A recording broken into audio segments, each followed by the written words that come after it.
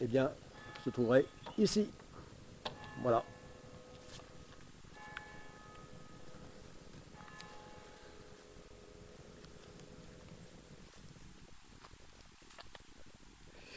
Voilà, donc depuis les vidéos précédentes dont je parlais tant de cette histoire de longueur, à savoir si enfin se décider pour 9,80 m, pour 10,50 m, 9,95 m, et pourquoi pas la longueur maximale autorisée 10,55. Non, maintenant le sujet est clos, voilà, puisque c'est bien à 9,80 m. Voilà, donc la longueur à la taille la plus courte. Voilà, courte mais costaud. Voilà, ce qui ne l'empêchera pas donc de supporter sa charge maximale à 9 tonnes. Voilà, quelle que soit sa longueur, hein, puisque même sa longueur poussée à son maximum 10,55 n'aurait pas autorisé donc de charge supérieure. Voilà, donc charge à 9 tonnes. Voilà, et même avec ces 150 à 200 kg supplémentaires qui auraient entraîné donc ce prolongement ici, eh bien ça m'aurait fait 150 à 200 kg de charge utile en moins. Voilà, donc l'une des raisons principales pour, pour laquelle donc j'ai fait ce choix. Voilà, allez, je ne vais pas revenir sur toutes ces raisons, voilà, puisque je viens d'en parler là dans les toutes dernières vidéos. Voilà. Voilà, donc là on voit ici le marquage de la flottaison à 7 tonnes. Voilà. C'est-à-dire ce que l'architecte a appelé 7 tonnes au zéro du plan. Le zéro du plan, c'est la ligne de flottaison qui correspond à sa charge moyenne. Voilà. Parce que ce modèle a charge son poids théorique léger en acier et de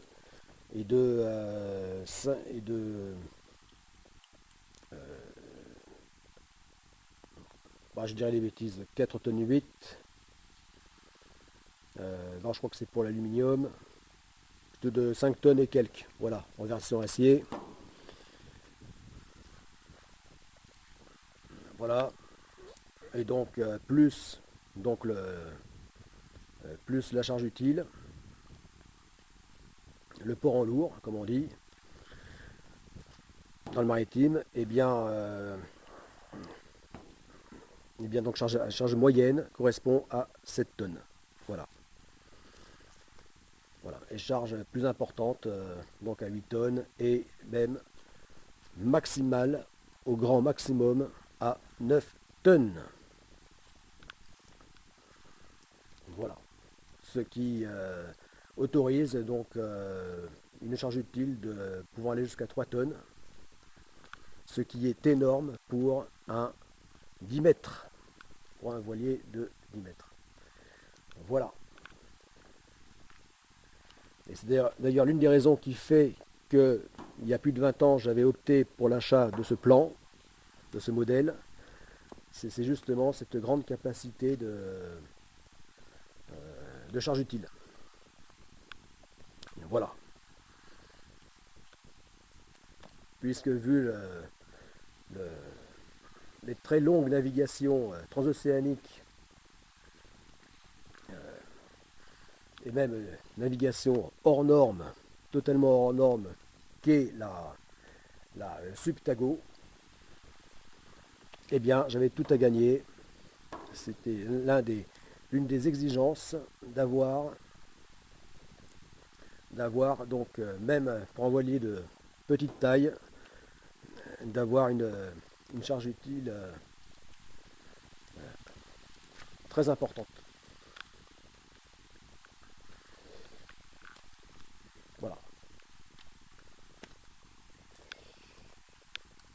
Bon, voilà. Et donc là, on le voit avec son gréement, son mât. Voilà. Donc, un gréement, là, c'est le gréement dormant, hein, mais pas sous forme de mât normal, comme ça, mais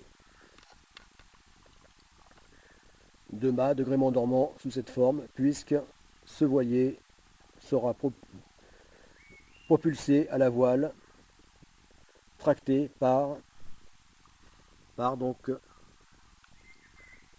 comme voile principale, donc de type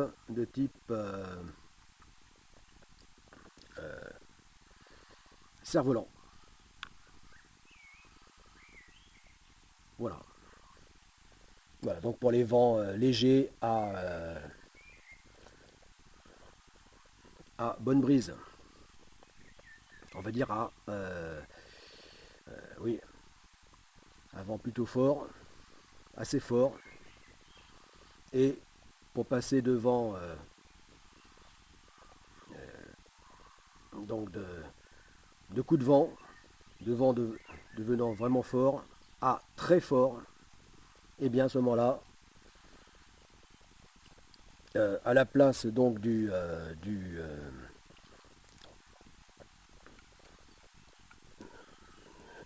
à la place de la voile cerf-volant, du cerf-volant, eh bien se dressera un petit mât, un tout petit mât très court, mais très solide, donc qui sera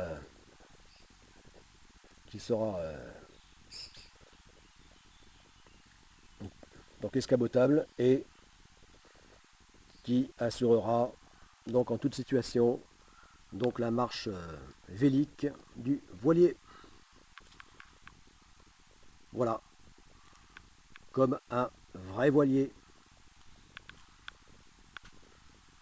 qu'il est. Voilà, c'est-à-dire pouvoir réellement naviguer à la voile, quelles que soient les conditions de vent.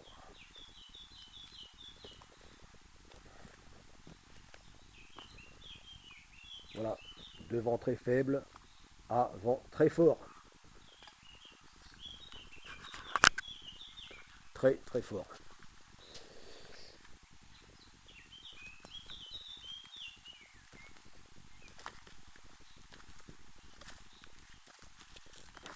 Voilà. Donc ça, ce sont les marquages donc de ligne de flottaison en fonction des charges. Voilà. Donc en fonction du poids total, hein, du déplacement, du poids total donc du navire. Et là, j'ai donc fait les marquages donc de l'écartement des safrans. Voilà. Comme j'ai expliqué précédemment, je compte vraiment donc installer ces safrans à l'extérieur sur le tableau arrière. Voilà. Je compte vraiment le faire, sauf si vraiment il y a contre-indication, ce que je ne pense pas.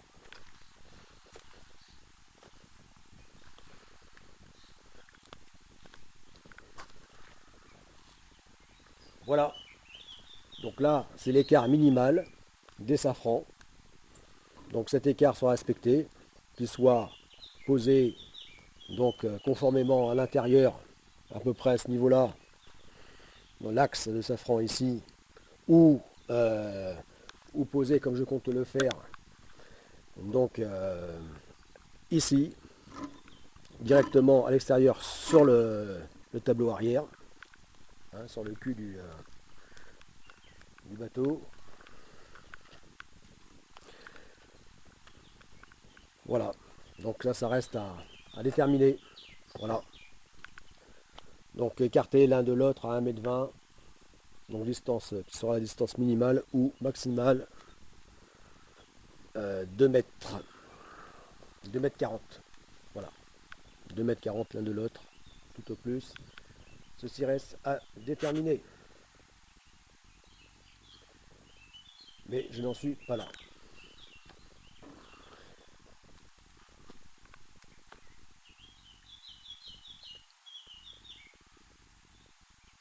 Voilà.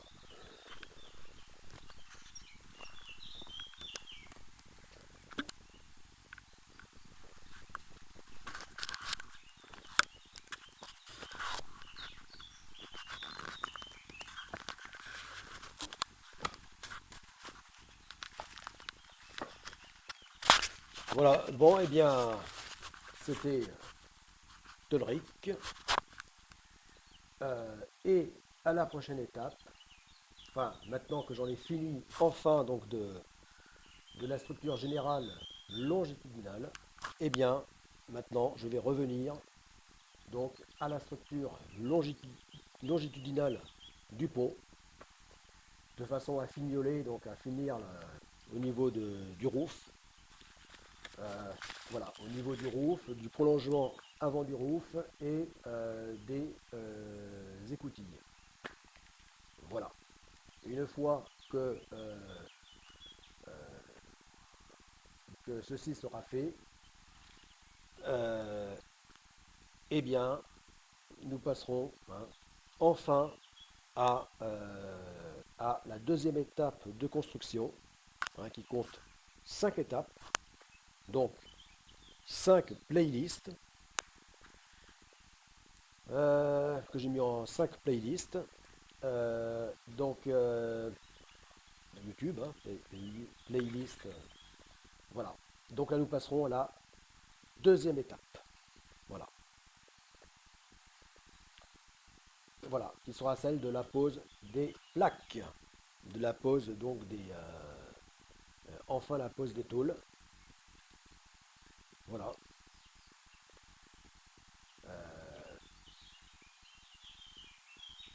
Et là, là ça va commencer à peser lourd, puisque il y en a pour près de 3 tonnes de tôle. 3 tonnes de plaques d'acier donc à poser, voilà, sur l'ensemble de la construction, voilà, de façon à former la coque et le pont, voilà, ce qui au final devra faire donc un poids de coque pontée total, donc d'un peu plus de 3 tonnes d'acier, voilà.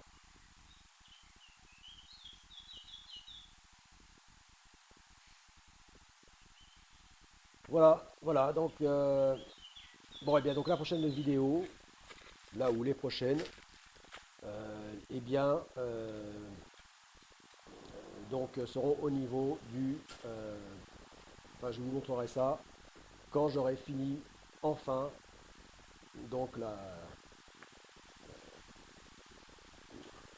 vraiment fini la structure longitudinale du pont, voilà. Tout ce que j'ai dit au niveau donc du roof, de la partie supérieure du pont, et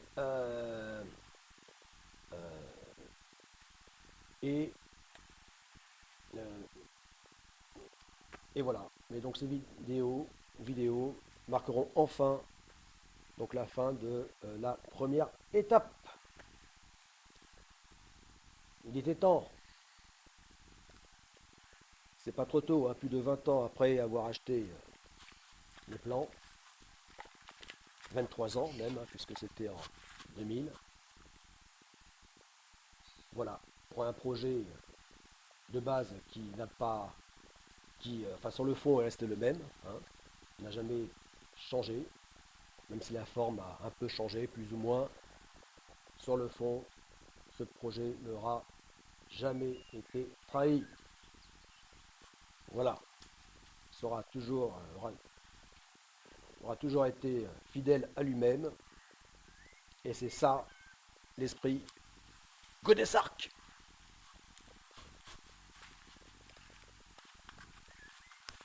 plus.